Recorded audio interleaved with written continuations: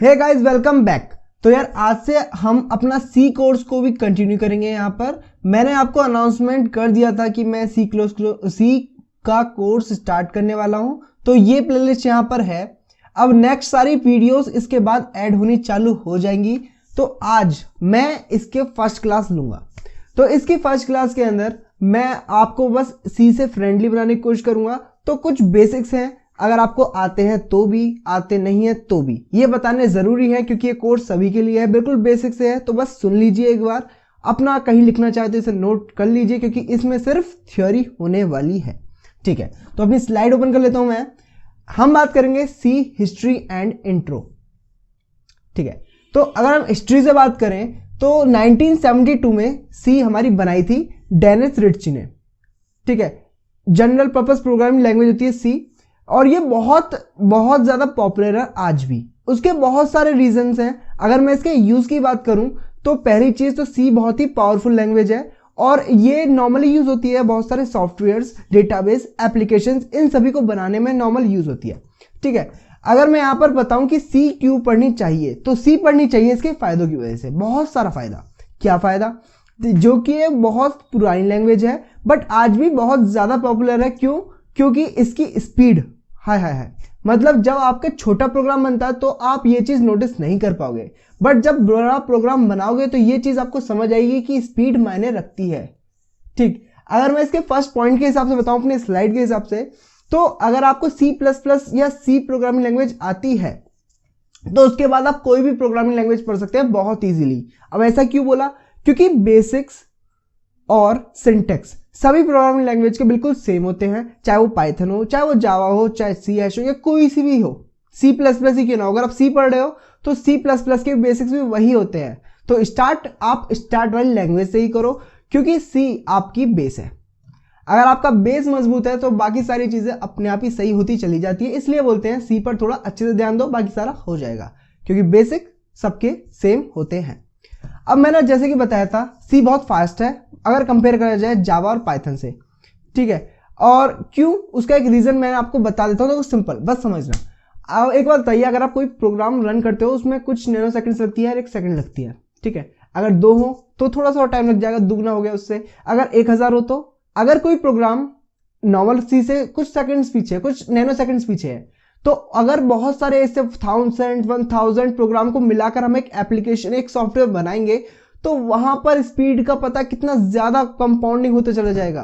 तो इसलिए बोलते हैं जब हमें ग्राउंड लेवल पर स्पीड और अंदर तक की फ्रीडम चाहिए होती है ना, कि हम चाहते हैं कस्टमाइज करना अपने हिसाब से। जब कस्टमाइज की बात आती है तो हम सी के बारे में बात करते हैं। क्यों? क्योंकि सी आपको फ्रीडम देती है कि जिस तरह आप कोड करना चाहो उस तरह कोड कीजिए और हम आपको स्पीड देंगे। क्या बोलता है सी? कि आपको जैसा कोड करना आप वैसा कोड कीजिए, हम आपको स्पीड देंगे। तो स्पीड की कंपैरिजन अगर करेंगे तो सी जीतेगा क्योंकि सी बहुत फास्ट होता है और सबसे कोर की बात करेंगे तो सी ही आता है। तो वहां पर सी का कोई मुकाबला नहीं है। ठीक है, अगर हम आगे बात करें तो नॉर्मल आपके दिमाग में क्वेश्चन आता होगा कि सी और सी प्लस प्लस के बीच में क्या डिफरेंस है। अगर नॉर्मली एक सिंपल लैंग्वेज बोल लूं फ्रेंडली, तो नॉर्मली तो कोई डिफरेंस होता ही नहीं है। एक छोटा सा, अगर हम सी पढ़ रहे हैं और अगर हमारे पास कोई एक सॉफ्टवेयर है उसका अपडेशन लिया है 0.2, ठीक, अगर हम उसका अपडेशन लिया है तो इसी तरह सी प्लस प्लस, समझ रहे हो? सी प्लस प्लस, ये क्या है? Plus plus increment operator. मैं आपको पढ़ाऊंगा अगर आपको नहीं पता तो। इंक्रीमेंट डिक्रीमेंट ऑपरेटर होता है, तो ये प्लस प्लस इंक्रीमेंट ऑपरेटर लगा दिया है, मतलब सी का अपडेटेड वर्जन हो गया सी प्लस प्लस। अब सी के अंदर क्या होता है? नॉर्मल सी के अंदर सारी चीजें होती हैं, बट सी हमारा क्लासेस और ऑब्जेक्ट्स को क्या कहते हैं, सपोर्ट नहीं करता है। बट सी प्लस प्लस हमारा क्लासेस और ऑब्जेक्ट्स को भी सपोर्ट करता है। तो यही डिफरेंस होता है। अब मैं आपसे यहां पर एक क्वेश्चन पूछना चाहूंगा। सबसे पहले क्या क्वेश्चन पूछना चाहूंगा, आप ये बताइए कि आखिर प्रोग्रामिंग लैंग्वेज की जरूरत है क्यों? बताइए। ठीक है, मैं बताता हूं। अब एक बात बताऊं, मैं कौन सी लैंग्वेज बोल रहा हूं? हिंदी लैंग्वेज बोल रहा हूं, हिंदी लैंग्वेज बोल रहा हूं। अब आप हिंदी लैंग्वेज की वीडियो ही क्यों सुन रहे हो? क्योंकि आप हिंदी लैंग्वेज समझ सकते हो। अगर कोई इंग्लिश वाला होगा इंग्लिश की पूछेगा, नेपाल वाला नेपाली वाली देखेगा। ठीक है, तो इसी तरह डिफरेंट लैंग्वेज देखी जाती है। बट अगर आपके पास कोई टेक्स्ट है डिफरेंट लैंग्वेज का, तो आप क्या करते हो? गूगल ट्रांसलेटर पर जाते हो, उसे पेस्ट करते हो और उसका जो इंटरप्रेटेड फॉर्म होती है उससे देखकर समझ जाते हो कि अच्छा इसका मतलब ये है। ठीक है, तो यही कारण होता है आपकी प्रोग्रामिंग लैंग्वेज का। अगर हम बात करते हैं मशीन की, तो मशीन हमारी समझती है बाइनरी लैंग्वेज को, जो कि होती है लो लेवल लैंग्वेज। 01010101 ये जो लैंग्वेज होती है वो होती है हमारी बाइनरी लैंग्वेज, जो समझता है हमारा कंप्यूटर। हमारे कंप्यूटर के अंदर अगर बिल्कुल सब चीज के अंदर अगर बेसिक में जाएंगे, जैसे कहते हैं पार्टिकल, एटम के अंदर पार्टिकल, तो इस तरह अगर इसकी लैंग्वेज के अंदर जाएंगे तो वहां पर आपको 01 के सिवा और कुछ नहीं मिलेगा। प्रोग्रामिंग सॉफ्टवेयर के अंदर 010101, ठीक।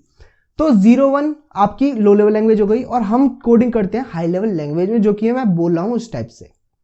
तो हाई लेवल लैंग्वेज को लो लेवल लैंग्वेज में हम कन्वर्ट करते हैं। उसके लिए इसी कारण से हम नॉर्मल टेक्स्ट एडिटर यूज नहीं करते, हम यूज करते हैं कोड एडिटर्स। क्यों?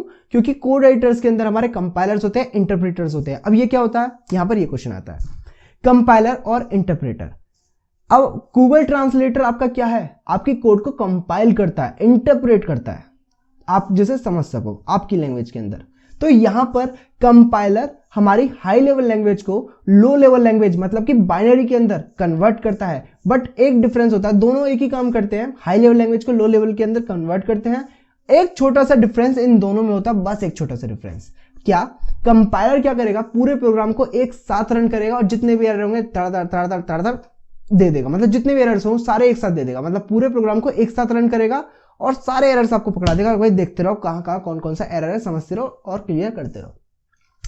दूसरे हाथ पर आपका इंटरप्रेटर होता है। फॉर एग्जांपल अगर आपने आईडीई वगैरह कभी यूज किया होगा, आईडीई इंटीग्रेटेड डेवलपमेंट एनवायरनमेंट वाले जो सॉफ्टवेयर्स होते हैं, वहां पर जो आपके कोड एडिटर्स होते हैं, वहां पर क्या होता है, अगर आप कोई एक लाइन में भी कोड एडिट करते टाइम, लिखते टाइम गलत कर देते हो ना, तो वहां पर उसी लाइन में एरर आ जाता है। तो वहां पर एक तरीके से इंटरप्रेटर वर्क कर रहा होता है। क्या होता है, जो इंटरप्रेटर होता है लाइन बाय लाइन कोड को रन करता रहता है, और जिस लाइन में भी आपका एरर आता है उस लाइन के बारे में वो आपको बता देता कि इस लाइन में एरर आ रहा है, आप इसे पहले सही कर लीजिए, उसके बाद आगे बढ़ना। ठीक है, तो यही डिफरेंस होता है कंपाइलर और इंटरप्रेटर के बारे में। अब तक जो मैंने आपको बताया इसमें मैंने सारी चीजें कवर कर दी है। हिस्ट्री हो, सी क्यों पढ़नी चाहिए, क्या दिक्कत होती है, आपकी low level language, high level language, compiler, interpreter. Next video में अपने कोड एडिटर को इंस्टॉल करेंगे, तो मिलेंगे नेक्स्ट वीडियो में। Thanks for watching guys.